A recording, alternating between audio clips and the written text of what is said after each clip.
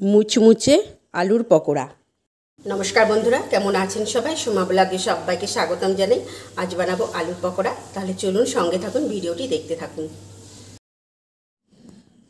প্রথমেই দুটো আলু নিয়ে নিয়েছি মাঝারি সাইজে। এবার আলুর খোসা ছাড়িয়ে নেব। দুটো আলুর খোসা ছাড়িয়ে নেব। খোসা ছাড়ানো হয়ে গেছে। এবার ভালো করে ধুয়ে নিয়েছি। এবার আলুগুলোকে পাতলা পাতলা করে একদম কেটে নেব। কেটে ফিরে আবার আলুগুলো ধুয়ে তারপর এগুলো শুকনো কাপড় দিয়ে যেইভাবে কাটতে হবে, একদম পাতলা করে কাটতে হবে আলুগুলো ভালো করে এবার শুকিয়ে নেব।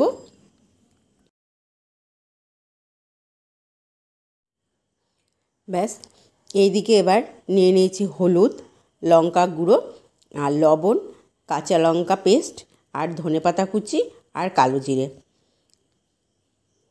এদিকে নিয়ে নিয়েছি বেসনে দিয়ে দেব অল্প করে সুজি। এবার এক এক করে সব উপকরণগুলো দিয়ে দেব। এবার দিয়ে দেব জল দিয়ে তারপর এগুলো সব দিয়ে সব মেখে নেব, ভালো করে মেখে নেব। এই বেসনের ব্যাটারটাকে খুব সুন্দর করে মেখে নিতে হবে। এবার আমার মাখা হয়ে গেছে, দেখুন এই যে এরকম একটা থকথকে ব্যাটার বানাতে হবে, এরকম হবে। এদিকে তেল আমার গরম হয়ে গেছে। এবার এক একটা করে আলু ছেড়ে দেবো এর মধ্যে। তেল গরম হয়ে গেছে। এবার বেসনের ব্যাটারে এক একটা করে দিয়ে দেবো, দিয়ে ভেজে তুলে নেব। দেখুন খুব সুন্দর ফুলে উঠেছে। এবার এক পাশ ভাজা হয়ে গেছে। এবার একটু উল্টে দিয়ে একটু নেড়ে টেড়ে দেবো।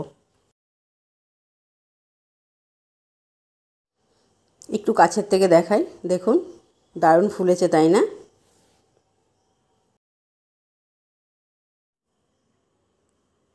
ভাজা হয়ে গেছে। এবার সব পকোড়াগুলো এবার তুলে নেব।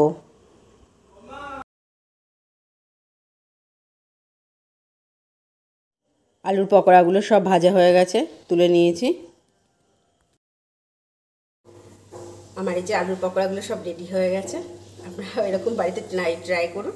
আর এটা সন্ধ্যে স্ন্যাক্স হিসেবে খেতে পারবেন, চা কফির সাথে খুব ভালো লাগবে। আর আমার ভিডিওটি যদি আপনাদের ভালো লাগে তাহলে আমার পেজটিকে ফলো করে দেবেন, শেয়ার করে দেবেন।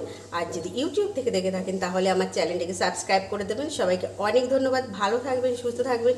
ফিরে আসবো নতুন কোনো ভিডিওর সাথে।